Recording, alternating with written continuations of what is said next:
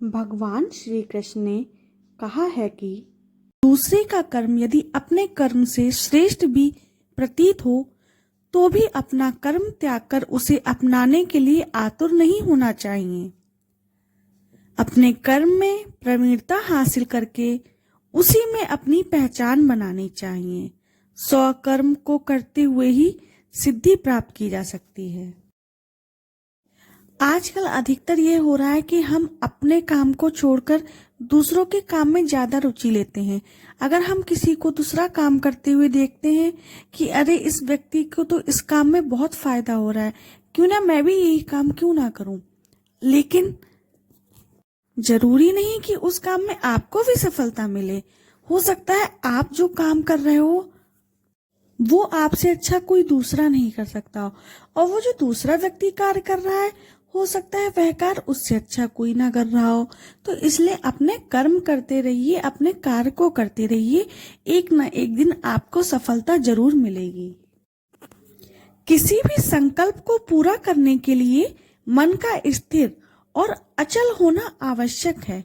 उद्देश्य प्राप्ति के लिए हमें निरंतर प्रयासरत रहना चाहिए।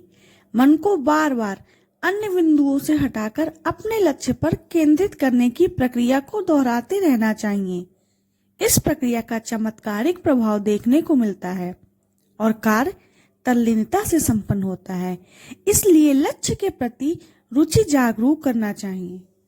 अर्थात हम अगर अपने लक्ष्य को निर्धारित कर लें और अपना एक लक्ष्य बिंदु बना लें और उस पर अपना मन को केंद्रित कर लें तो हमें एक ना एक दिन सफलता जरूर मिलती है।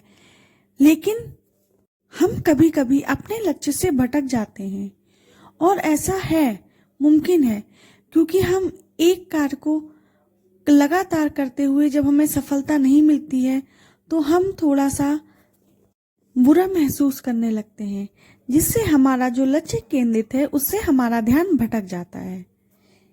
भगवान श्री कृष्ण कहते हैं कि सच्चा ज्ञान आसानी से नहीं मिलता है, क्योंकि केवल सूचनाओं को पढ़कर ज्ञानी नहीं बना जा सकता।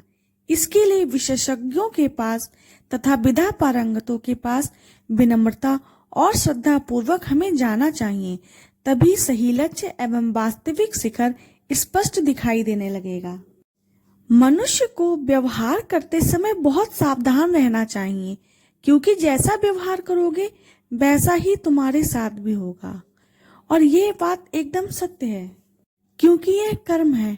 आप जैसा करेंगे आपको वैसा ही मिलेगा। हो सकता है कुछ समय अधिक लग जाए, लेकिन कर्म वापस जरूर आता है। भगवान श्री कृष्ण के द्वारा तप 3 प्रकार के बताए गए हैं: शरीर, वाणी और मन। तीनों का उपयोग लोक हित में करना चाहिए। वाणी मनुष्य की सबसे अच्छी मित्र है। इससे व्यक्ति सारे संसार को अपना मित्र बना सकता है या शत्रु भी बना सकता है।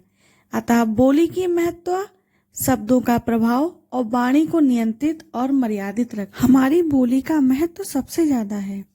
कहा जाता है कि घाव तो भर सकता है, लेकिन आपके द्वारा बोले गए कड़वे वचन इंसान कभी भी नहीं भूलता। पाखंड, घमंड, अभिमान, क्रोध, कठोर वाणी और अज्ञान, इनसे मनुष्य को दूर रहना चाहिए। सद्गुणों को, अच्छे कर्मों को अपने जीवन में उतारना चाहिए, जिससे जीवन में परम शांति का अनुभव होता है। धन्यवाद। राधे राधे। चैनल को सब्सक्राइब, कमेंट करना और लाइक करना बिल्कुल भी ना भूलें।